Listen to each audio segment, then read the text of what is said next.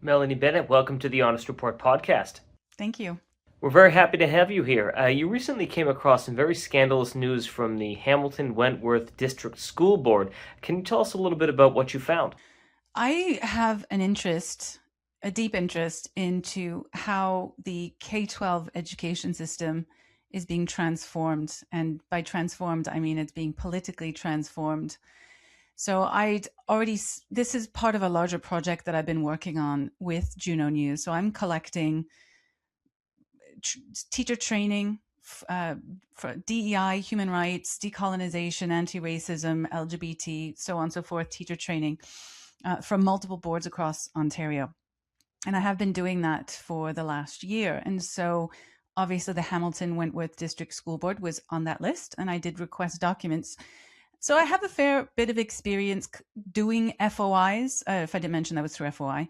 So I have a fair bit of experience doing FOIs at this point on the provincial level here in Ontario. And I came across this particular training being mentioned as part of the list that the Hamilton board had delivered. But frequently school boards will try to claim exemptions not to release information. So I'm used to that. But the difference with this training was the reason they gave not to disclose. And that reason was that if they disclosed, that would cause a danger to safety or health, which I had not come across that exemption before. And I thought that in and of itself was a red flag. And when you're a journalist and you have a red flag like that, the instinct is not to give up. The instinct is to get my hands on that training. What is so dangerous to safety or health within this training? So that's how I came across it. I did have the title of the training at the time, so I was able to see how much that the board had paid for it. I found a bid document. The school board had put in a bid, so I knew how much they'd paid, but I also had an invoice, which I was able to cross-check on there as well. So that's how I came across this training. And I will just add that I wasn't the only person who was looking for this training. A community member in the Hamilton region also requested this training via FOI. And when I put up on Twitter that I was looking for this information and that I'd been declined on the basis of danger to safety or health, this person got in touch with me. And as it turns out, they were in the middle of a legal challenge trying to obtain the same information. So yeah, a lot of people were trying to get their hands on it. So when the school board told you that there was a, quote, risk of a danger to safety or health, what on earth were they talking about? Yeah, not to me, but due to the legal challenge, there were some affidavits. So the person who asked not to be named, so I won't name them, but they sent me plenty of affidavits from pursuing this FOI with the Information and Privacy Commissioner here in Ontario, and I think they're also pursuing it through the human rights courts. But anyway, so there was affidavits from the school board, affidavits from the appellant, and a few other people. And in there, the school board does give reasons why they think that it should be withheld because it's dangerous. And that typically surrounds it was really around the identity of the trainer. The trainer, I don't know how to pronounce her name, but I think it's Khadija Reiki. She is a DEI consultant. She markets herself as having lived experience, which informs her work. So it's not like this person is shy about that. But in the affidavit from the Hamilton board, they were saying that, well, revealing who this person is because of their lived experience, because she's talking about Palestine and these sorts of issues, that would be dangerous. But in honesty, I think that is a cover reason. I don't think that this is the true reason why they were trying to withhold this information. So let's delve into this a little bit. Taking a look at this document, it's very almost looks like DEI gobbledygook. Help us understand a little bit about what was actually being taught here. So the training itself is a training for teachers at the Hamilton board, and it's covering Islamophobia and anti-Palestinian racism. And the thing I find curious now is from the Islamophobia element is that there's a definite push to, it's not just bigotry against Muslims, it's also any kind of, bigotry against Islam itself. So it's putting the religion into that category. And that would be like saying that criticizing Christianity as a religion would possibly be a racist act. And so there's that element to it, which is obviously in the training. There's other elements like a softening of jihad as just a personal struggle, which I've seen across the education system as well. And then, as you say, there's the anti-Palestinian racism, which is a new concept to a lot of people. And one of they say that it's like Islamophobia, but it's not. You can have one without the other. But the concerning part about that is that it includes. It says that it's anything that defames, stereotypes. There's a whole list of things here, but also when you don't believe Palestinian narratives. So that's kind of included within the definition of APR. And it's also something that might discourage people from aligning or allying with pro-Palestinian people. So you don't even need to be Palestinian or even Muslim to experience anti-Palestinian racism. It's a very odd definition, and it feels very much political rather than a sort of human rights thing, right? So it's kind of saying that you can't really criticize Palestine and Palestinian narratives, and doing so is racist. And you have to listen to the lived experience of Palestinians telling you their story, which the training does. I mean, the entire training, it follows the principles of anti-Palestinian racism, or respecting that we're not doing that. And so it just takes these trainers, these two trainers, Khadija Reiki and this other trainer who's an educator I couldn't identify, but they both identified themselves as Lebanese and Palestinian with lived experience. And they had discretion, according to them, on how they were going to present the information. And so the board did not allow questions from the teachers. They made it so that any questions had to be filtered from the trainers to the equity office. And people had to sit through this very long training, which I imagine seems to be like it was over an hour, where the trainers are giving you their narratives. That's what they're doing. They're giving you their narratives. And there's so much misinformation that we couldn't possibly cover. It would take hours to go through. There's misinformation. There's outright misdirection at times. There's also questionable so-called narratives, also encouraging students to engage, or encouraging teachers to enable activism, active activism, wearing the keffiyeh. There's all sorts of things in there. And there's no questioning of anyone because they have lived experience, because they're Palestinian. You cannot argue with anything that they say, because that would be anti-Palestinian racism. And so you see that within the document. They're following the principles of anti-Palestinian racism.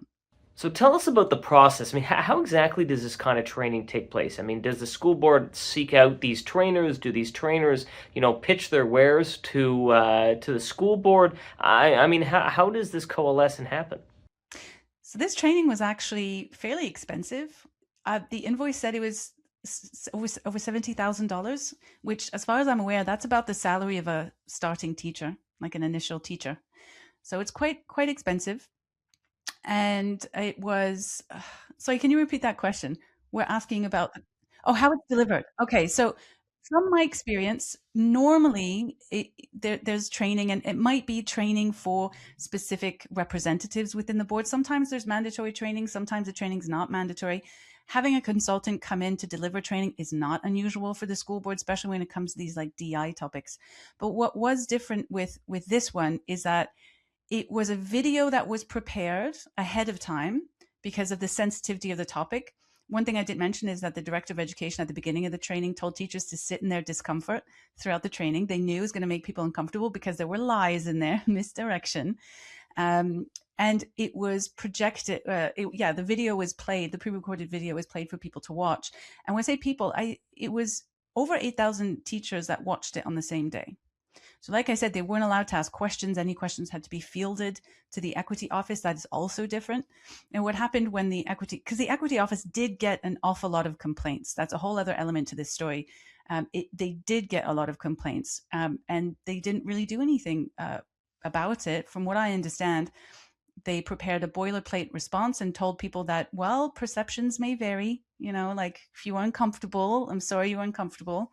So that was very different. So it was delivered to basically, I don't know if it was all the teachers, but there's over 8,000 teachers in the board, and they weren't allowed to interact with it.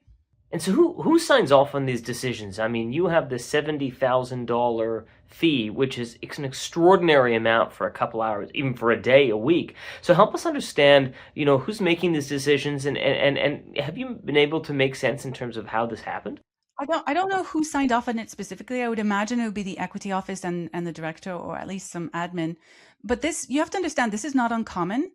This is what the education system does a lot, and this is why I did the project, the teacher training project. This is why I'm collecting the information, which I'm still in the middle of doing, because there's an awful lot of ideological things being presented to educators, and it can be from the unions. Unions sometimes present this training. This one just so happened to be an external training from this Khadija Reiki, but this is happening all over the education system all the time.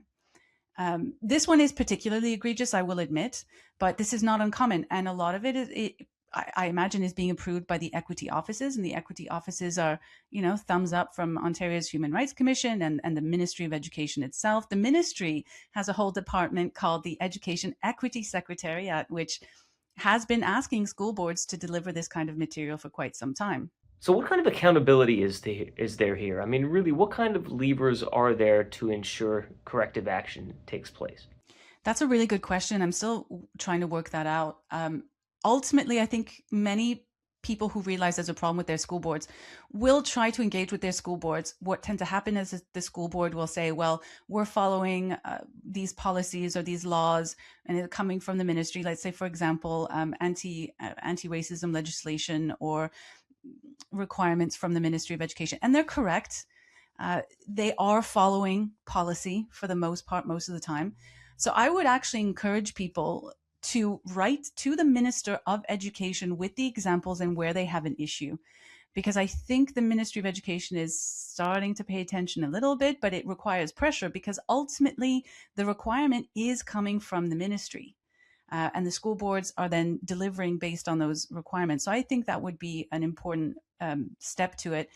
And then talk to people. Talk to other parents. One of the issues that I find difficult to overcome is that many people aren't even aware. Most people are aware that these things are happening in university, but I don't think people understand the degree to which the ideological transformation is happening in the K-12 system. So I think talking to other people and having those discussions is really important as well. But in terms of how do we turn this around, that's a good question. I think it has to be political pressure. So this is certainly a scandalous story in its own right, but where there's smoke, there's typically fire. Can you help us, maybe give us an idea what other stories you might be working on, or at least give us an indication how deep is the rot? Well, I'm trying to find out as much as I can about the Education Equity Secretariat, who the players are, how did it get started, what sort of money was spent putting in place this thing called culturally relevant and responsive pedagogy, which is a bit of jargon. It's really just how to implement critical race theory through the education system, because these are the pathways through which all of this stuff is coming. And so I've been working to unravel a little bit of that. And so I will have some things coming over time.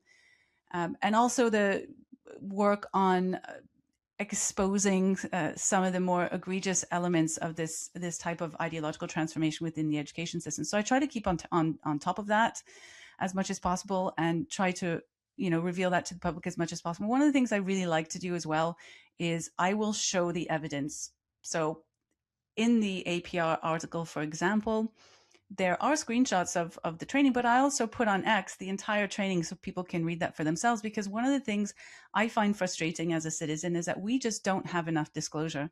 We just don't have enough information about the things that are going out,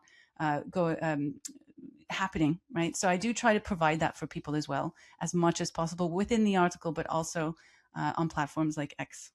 Well, Melanie, thank you so much for sharing with us your time, your expertise, and your research today. We're very appreciative. Thank you. Thank you for having me.